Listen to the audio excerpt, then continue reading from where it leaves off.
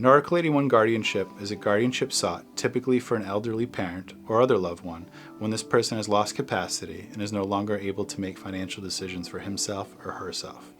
An Article 81 guardianship is appropriate when a person has not only lost capacity but has not executed a valid power of attorney or a valid healthcare proxy. By executing a valid healthcare proxy or power of attorney, a guardianship may not be necessary, and in most cases is not necessary. For in executing these documents, the person has already appointed somebody to manage their assets and make healthcare decisions for them when they lose capacity. However, when the person has not executed a power of attorney or healthcare proxy, there is no person named to make these decisions for the person, so guardianship becomes necessary. An Article 81 petition is a formal document which gets filed with the court, which is the Supreme Court in the county where the person who's lost capacity resides, and it asks the judge to appoint someone as the guardian to make healthcare decisions and financial decisions for the person who's lost capacity.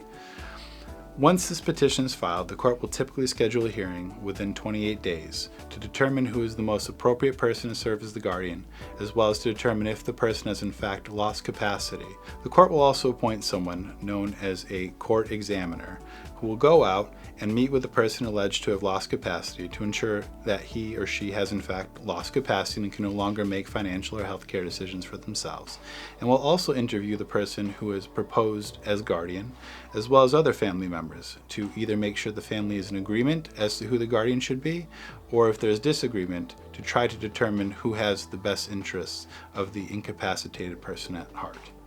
After this person has completed their report, they'll file it with the court. And in fact, their findings are reduced to a writing, which does get filed with the court and weighs heavily when the judge determines as to whether or not a guardianship is appropriate and whether or not a particular person should be the guardian or not. After this is done, the hearing will be held, at which point the person who is seeking the guardianship must formally testify before the judge, explaining the reasons why they're seeking the guardianship.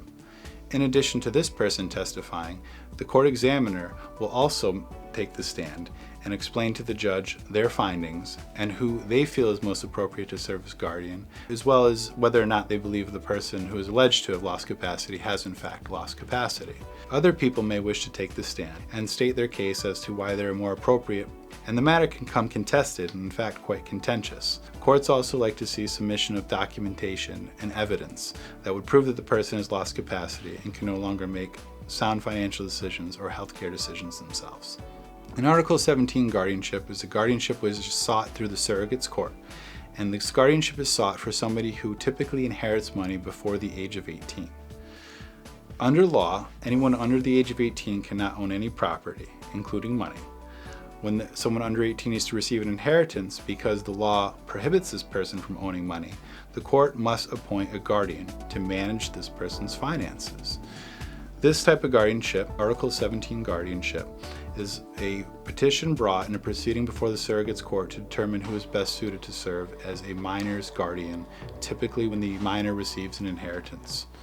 This person can not only make financial decisions and payments on behalf of the minor person, but also can seek the court's appointment to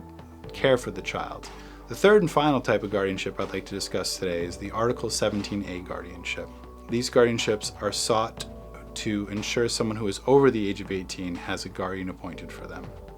Unlike in Article 81, Article 17A guardianships are sought when a person requires a guardian because they suffered from some type of disability, either intellectual or developmental, prior to attaining the age of 18. These scenarios commonly arise with children with severe autism or other developmental or intellectual disabilities.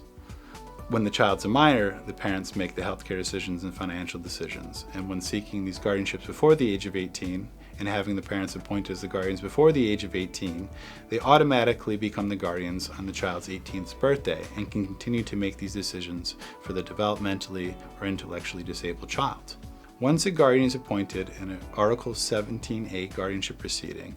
typically the parent who becomes the guardian is authorized and empowered to be the child's guardian until the child is either no longer intellectually or developmentally disabled or until the child passes away.